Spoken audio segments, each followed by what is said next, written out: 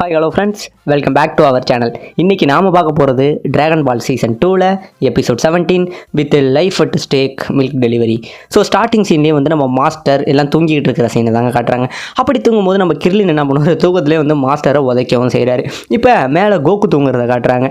Coco தூங்குறது வந்து ரொம்பவே க்யூட்டாக இருக்குங்க. ஸோ இப்போ லஞ்ச் என்ன பண்ணுவாங்க, கோகு தூங்குறத பார்த்துட்டு கோகுவோட அந்த இது இருக்குது பார்த்தீங்களா, குழந்தைத்தனம், அதை பார்த்து ரொம்பவே கோகு வந்து லைக் பண்ணி என்ன பண்ணுவாங்கன்னா கோகுக்கு வந்து கிஸ் பண்ணுவாங்க. அப்படி கிஸ் பண்ணிட்டு அவங்க யோசிப்பாங்க, எனக்கு மட்டும் ஏன் இப்படி தும்மல் வந்தால் நான் மாறுறேன், எனக்கு என்ன ஆச்சுன்னே எனக்கு தெரியல அப்படிங்கிற மாதிரி புலம்பிக்கிட்டு என்ன பண்ணுவாங்கன்னு பார்த்தீங்கன்னா படுப்பாங்க. திடீர்னு பார்த்தீங்கன்னா அவங்களுக்கு மறுபடியும் தும்மல் வந்துருங்க.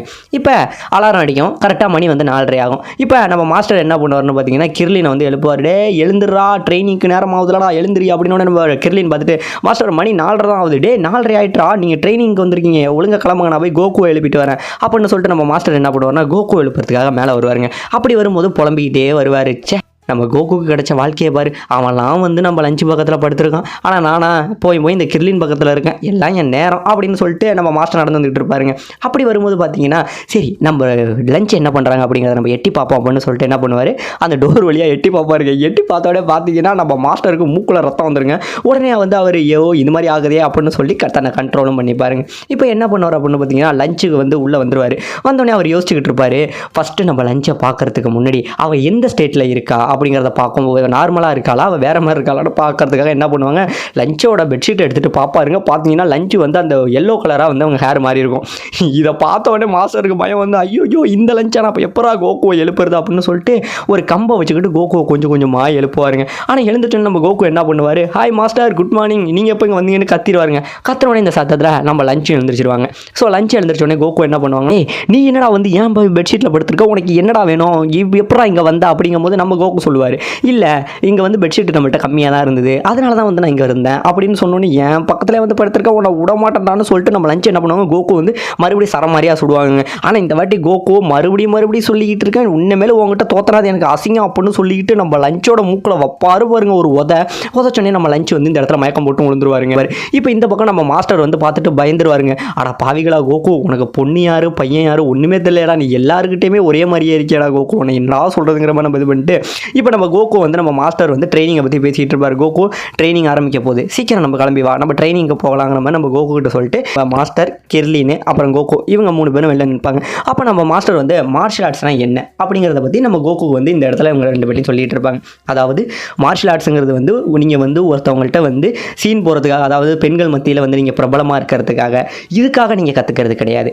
மார்ஷியல் ஆர்ட்ஸுங்கிறது வந்து ஒரு கலை, அதை நீங்கள் கற்றுக்கிட்டிங்கன்னா உங்களோட உடலும் சரி உங்களோட மனசும் சரி ரொம்பவே அமைதியாக இருக்கும், நீங்கள் ரொம்பவே வந்து ஸ்ட்ராங்காக ஃபீல் பண்ணுவீங்க. இந்த கலையை கற்றுக்கிட்டு நீங்கள் வந்து வீக்காக இருக்கிறவங்கள வந்து காப்பாற்றவும் செய்யலாம். ஸ்ட்ராங்காக மட்டும் இருந்துக்கிட்டு இருக்கிறதுனால அதை வச்சு பல பேர் நீங்கள் துன்பப்படுத்த வேணாம். இந்த உலகத்தில் நடக்கிற கெட்டதையுமே வந்து இந்த கலையை நீங்கள் கற்றுக்கிறது மூலமாக வந்து நீங்கள் நிறைய பேரை காப்பாற்ற முடியும் அப்படிங்கிற மாதிரி நம்ம மாஸ்டர் வந்து இந்த இடத்துல சொல்லிகிட்டு இருப்பாருங்க. மட்டும் இல்லாமல் மாஸ்டர் சொல்லுவார், இப்பயும் சொல்கிறேன், உங்களால் இந்த ட்ரைனிங்கை கடைபிடிக்க முடியல அப்படின்னா நீங்கள் இப்போயே இந்த இடத்த விட்டு கிளம்பி போயிடலாம், அதை பற்றி நான் கொஞ்சம் கூட கவலைப்பட மாட்டேன் அப்படிங்கிற மாதிரிலாம் சொல்லுவாருங்க. ஆனால் நம்ம கோகுக்கு தான் இது எதுவுமே புரியாது. மறுபடியும் மாஸ்டர் சொல்லுவார், இதை கற்றுக்கிட்டீங்கன்னா நீ ரொம்ப ஸ்ட்ராங்காக இருக்கலாம் அப்படின்னு. நம்ம இப்போ எனக்கு எல்லாம் புரிஞ்சுட்டு மாஸ்டர் வாங்க ட்ரைனிங் ஆரம்பிக்கலாம் அப்படின்னு. இப்போ நம்ம 3 பேரும் அவங்க என்ன பண்ணுவாங்கன்னா வாக்கிங் போயிட்டு இருப்பாங்க. அப்படி போகும்போது அவங்க வந்து ஒரு பால் பண்ணைக்கு போவாங்க.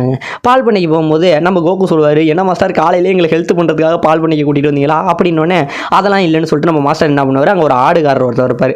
அவர்கிட்ட போய் நான் நேற்று சொன்னேன் பார்த்தீங்களா, அது நான் தான், ஸோ இந்த 2 பாக்ஸில் உள்ள பாலை வந்து இன்றைக்கி நானே எல்லா இடத்துலையும் கொடுத்துட்றேன், இதை என்கிட்ட கொடுங்க அப்படிங்கும்போது நம்ம ஆட்டுக்காரர் சொல்லுவார், இந்தாங்க இந்த ஹெலிகாப்டர் இருக்குது, நீங்கள் இதில் எடுத்துக்கிட்டு போய் கொடுங்க அப்படிங்கும்போது, இல்லை இது பண்ணோம்னா எங்களுக்கு வந்து எந்த ஒரு ட்ரைனிங் ஆகாது, ஸோ நான் என்ன பண்ணணும் அப்படின்னு பார்த்தீங்கன்னா மெயினாக இந்த பசங்களுக்கு ட்ரைனிங் கொடுக்கறதுக்காக தான் வந்து நான் இந்த வேலையை பார்க்குறேன், நீங்கள் கவலைப்படாதீங்க, சரியான நேரத்தில் இந்த 2 பசங்களையும் எடுத்துக்கிட்டு போய் கொடுத்துருவாங்க அப்படின்னு நம்ம மாஸ்டர் சொன்னோன்னே இவங்க 2 பேருக்கும் என்னது பாலை போய் கொடுக்கணுமா அப்படின்னு சொல்லிக்கிட்டு இப்போலேருந்து ட்ரைனிங் ஆரம்பிப்பாங்க. பார்த்தீங்கன்னா நம்ம மாஸ்டர் டான்ஸ் ஆடிக்கிட்டே சொல்லிட்டு இவங்க வந்து 2 பேரும் ஒரு இடமா வந்து அவங்களோட அந்த மில்க் இருக்குது பார்த்தீங்களா, அதை வந்து டெலிவரி பண்ணிகிட்டே வந்துட்டு இருப்பாங்க. ஆனால் நம்ம கிர்லினுக்கா பயமாக இருக்குங்க, என்ன மாஸ்டர் இப்படி போட்டு கொண்டுகிட்டு இருக்காரு அப்படிங்கிற மாதிரி நம்ம கிர்லிங்கால சுத்தமாக ட்ரைனிங் பண்ண முடியாது, இருந்தாலும் பயந்துக்கிட்டே பண்ணிகிட்டு இருப்பார். அப்போ நம்ம மாஸ்டர் ஒரு இடத்துக்கு போவார், இது ரொம்பவே போர் அடிக்குது, இப்போ நம்ம வந்து இங்கே இவ்வளோ மரங்கள் இருக்குது பார்த்தீங்களா, இந்த மரங்களில் வந்து நம்ம ஜிக்ஸாக்காக வர போகிறோம் அப்படின்னோடனே நம்ம கிர்லினுக்கு என்னது ஜிக்ஸாக்காவா அப்படின்னோடனே அவருக்கும் பயம் வந்துடும். இப்போ நம்ம கோகு மாஸ்டர் இவங்க 2 பேரும் ஜிக்ஸாக்காக அப்படியே டான்ஸ் ஆடிக்கிட்டே தான் மரத்தில் இருந்து அப்படியே வந்துகிட்டு இருப்பாங்க. ஆனால் நம்ம கிர்லிங்கா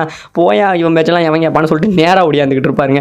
நேராக ஓடியாந்த மனுஷன் மாஸ்டரே தாண்டி முன்னாடி ஓடிடுவார். இதை பார்த்தோன்னே மாஸ்டர், டே கிர்லினே உனக்கு சரியில்லை அப்படின்னு பாருங்க.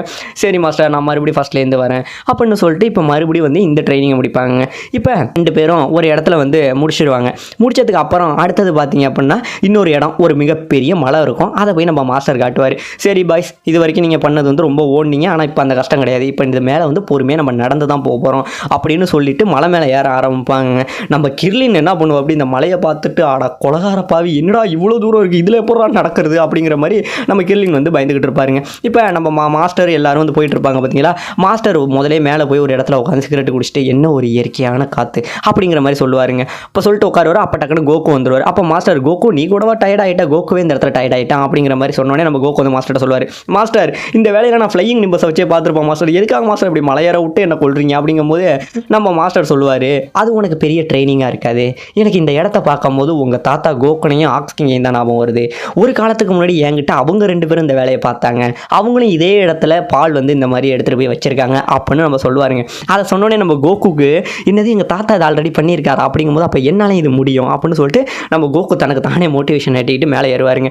இந்த கேப்பில் நம்ம கிர்லின்னு எப்படியோ கொஞ்சம் கொஞ்சமாக தட்டு மாதிரி வந்துடுவாருங்க. வந்தோடனே தான் சொல்லுவாங்க, கிர்லின் நீ ரொம்ப ஸ்லோவாக இருக்க, பாதி மலை தான் வந்திருக்க, வா இன்னும் பாதி போகணும் அப்படின்னு பாருங்க. நம்மளுக்கு ஒன்றுமே சொல்ல முடியாதுங்க, மறுபடியும் பயம் வந்துடும். சரி இப்போ வேறு வழி இல்லாமல் அவங்க 2 பேரும் ஏறுவாங்க. நம்ம ஆள் கிர்லின் இருக்கார் பாருங்க, அவர் கோகோ பார்த்துட்டு எப்படியாச்சும் நானும் முடியும், என்னாலே முடியும்னு வந்து தனக்கு தானே வந்து செல்ஃப் கான்ஃபிடன்ஸ் ஏற்றிக்கிட்டு மேலே வந்துக்கிட்டு இருப்பாருங்க. இப்போ மேலே போனோடனே அங்கே ஒரு மாங்க் இருப்பார். அவர் தான் வந்து சொல்லுவார், என்ன மாஸ்டர் புதுசாக 2 பசங்களை ட்ரைனிங் பண்ணுறீங்க போல் அப்படின்னோடனே, ஆமாம் இந்த 2 பசங்க மேலே எனக்கு அதிகமான நம்பிக்கை இருக்குது, இவங்களும் வந்து எனக்கு ஒரு நல்ல பேர் எடுத்து கொடுப்பாங்க நம்பிக்கை இருக்குது அப்படிம்பாங்க. ஆமாங்க, ஆல்ரெடி இவர் வந்து அவங்க தாத்தா ஆக்ஸ்கிங் இவங்களை ட்ரைனிங் பண்ணப்போ இந்த மாங்க் இருந்தாராம். ஸோ இப்போ அவர் இவரை பார்த்தோன்னே இந்த வாட்டி 2 பசங்களை பார்த்தோன்னே அவர் இன்னுமே வந்து ஆச்சரியப்படுறாரு. இப்போ மாஸ்டருமே என்ன சொல்கிறாருன்னா, இந்த மாதிரி அவங்க மேலே நம்பிக்கை இருக்குன்னொடனே நம்ம கிர்லினுக்கும் கோகுக்கும் சரியான சந்தோஷமாக இருக்குது, மாஸ்டர் நம்மளை நம்புறாரு அப்படிங்கிற மாதிரி. ஸோ அப்போ அந்த டைமில் தான் வந்து நம்ம மாஸ்டர் சொல்கிறாரு, இவங்க மட்டும் கரெக்டாக இந்த மாதிரி பண்ணாங்க அப்படின்னா இவங்களை வந்து வேர்ல்டு மார்ஷல் ஆர்ட்ஸ் டோர்னமெண்ட்டில் வந்து எப்படியாச்சும் சேர்த்துடலாம் அப்படின்னு சொல்லும்போது, மாஸ்டர் டோர்னமெண்ட்டா அப்படின்னா என்னங்கிற மாதிரி நம்ம கோகுக்கு இருக்குங்க. அப்போ தாங்க நம்ம கிர்லின் வந்து இதை பற்றி பேசுவார். ஆமாம், இந்த மாதிரி 5 வருஷத்துக்கு ஒரு வாட்டி ஒரு மார்ஷல் ஆர்ட்ஸ் டோர்னமெண்ட் வந்து நடக்கும். இந்த டோர்னமெண்ட்டில் வந்து உலகத்தில் இருக்கிற எல்லா ஸ்ட்ராங்கான பர்சன்ஸுமே வந்து கலந்துக்கவும் செய்வாங்க. போட்டி ரொம்பவே ஸ்ட்ராங்காக இருக்கும். இந்த போட்டியில் வெறும் 8 பேர் மட்டும்தான் வந்து ஃபைனலுக்கு வந்து போக முடியும். உலகத்தில் அவ்வளோ பேர் வந்தாலும் போட்டி ரொம்பவே கஷ்டமாக இருந்து 8 பேர் மட்டும் ஃபைனலிஸ்ட்டாக வந்து தேர்ந்தெடுப்பாங்க. அந்த 8 பேருக்குள்ள சண்டை போட்டு தான் வந்து ஒரு ஆள் இதில் போக முடியும் அப்படிங்கிற மாதிரி நம்ம கிர்லின் வந்து அந்த போட்டியை பற்றி அப்படி சொல்லுவாருங்க. ஸோ இதெல்லாம் பார்த்தோன்னே நம்ம கோகுக்கு அப்போல்லாம் இருக்காங்கிற மாதிரி ஆச்சரியமாக இருக்கும். இப்போ நம்ம மாஸ்டர் வந்து கேட்பாங்க, மாஸ்டர் எங்களால் அதுக்குள்ளே போக முடியுமா அப்படிங்கிற நம்ம மாஸ்டர் சொல்லுவார், இந்த ட்ரைனிங்கை நீங்கள் கரெக்டாக பண்ணுங்கள், நான் கொடுக்குற ட்ரைனிங்கை நீங்கள் டெய்லி கரெக்டாக பண்ணினீங்க அப்படின்னா இன்னும் 8 மாதத்தில் நடக்க போகிற டோர்னமெண்ட்டுக்கு உங்களால் சீக்கிரமே உள்ளே போயிட முடியும் அப்படின்னு நம்ம மாஸ்டரும் சொல்லிடுவாருங்க. ஸோ இந்த டோர்னமெண்ட்டை நீங்கள் ஞாபகம் வச்சுக்கிட்டிங்கன்னா உங்களோட ட்ரைனிங்க்கு அது ஒரு மிகப்பெரிய மோட்டிவேஷனாக இருக்கும் நம்ம மாஸ்டர் சொல்லுவாங்க. ஸோ இப்போ இவங்களும் வந்து சரி இந்த ட்ரைனிங்காக வச்சு நாங்கள் எப்படியாச்சும் ட்ரைனிங் பண்ணுவோம், இந்த டோர்னமெண்ட்டில் நாங்கள் யாருன்னு காட்டுவோம் அப்படிங்கிற மாதிரி இவங்க 2 பேரும் சந்தோஷத்தில் இருப்பாங்க. இப்போ இன்னொரு இடத்த காட்டுவாங்க. இந்த இடத்துல யார் இருப்பாங்க அப்படின்னு பார்த்தீங்கன்னா நம்ம யமச்சாவை காட்டுவாங்க. ஆமாம், சீசன் 1 வந்தார் பார்த்தீங்களா, அந்த யமச்சாவை வந்து இந்த இடத்துல காட்டுவாங்க. அவர் பார்த்தீங்கன்னா பல பேரை அடித்து ஃபைட் போட்டுக்கிட்டு இருப்பாருங்க.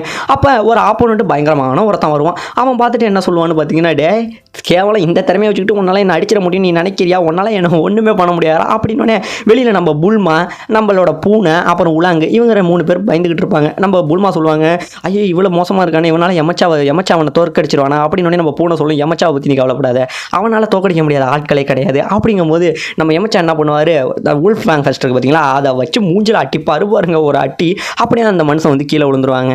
இப்போ நம்ம பூனை சொல்லும், நம்மளும் டோர்னமெண்ட்டுக்கு போகிறோம், இந்த டோர்னமெண்ட் எப்படியாச்சும் நம்ம ஜெயிக்க போகிறோம் அப்படிங்கும்போது நம்ம புல்மாவுக்கு தெரியும், ஆமாம் இந்த மாதிரி கடினமான டோர்னமெண்ட்னா அதில் கன்ஃபார்ம் வந்து கோகுவும் கலந்துப்பான் அப்படிம்பாங்க. அப்போ உலாங்க வந்து கோகு ரொம்பவே ஸ்ட்ராங்கானவன், அவனை யாராலையுமே தோற்கடிக்க முடியாதுன்னு நம்ம பூனை, டே எங்கள் யமச்சாவன் தாண்டா ரொம்ப ஸ்ட்ராங்கு அப்படின்னு நம்ம பூனை கற்றுங்க.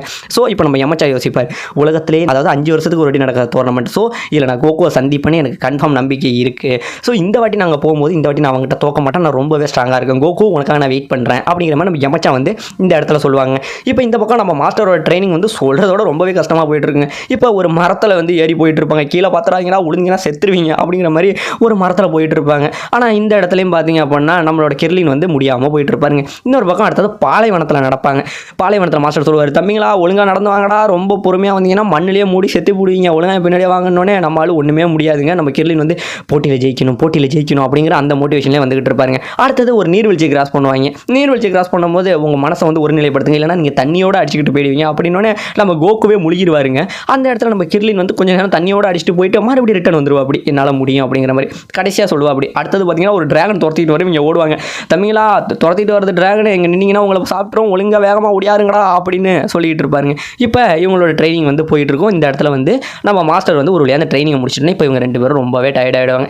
இப்போ நம்ம மாஸ்டர் சொல்லுவார், இப்போ உங்களுக்கான ட்ரைனிங் வந்து முடிஞ்சிச்சு. இவ்வளோ நேரம் நான் உங்களுக்கு கொடுத்தது வந்து வெறும் கால ட்ரைனிங் மட்டும்தான். ஸோ இப்போ நம்மளோட அதாவது 4 to 6 வந்து பேசிக் வார்ம் அப் தான் இவ்வளோ நேரம் பண்ணினதாங்க. உண்மையான ட்ரைனிங்கே உங்களுக்கு இன்னுமேல தான்டா ஆரம்பிக்க போகுது. வாங்க இப்போ நம்ம அடுத்த ட்ரைனிங்கை ஸ்டார்ட் பண்ணுவோம் அப்படின்னு பாருங்க. இவங்க 2 பேருக்கும் ஒன்றுமே சொல்ல முடியாதுங்க. ஸோ இப்போ இந்த 8 மாதம் கழிச்சு நடக்க போகிற இந்த போட்டிக்காக இவங்க ரொம்பவே விறுவிறுப்பாக தயாராகிறாங்க. ஸோ அடுத்தது என்ன நடக்கும் அதை அடுத்த எபிசோடில் பார்க்கலாம்.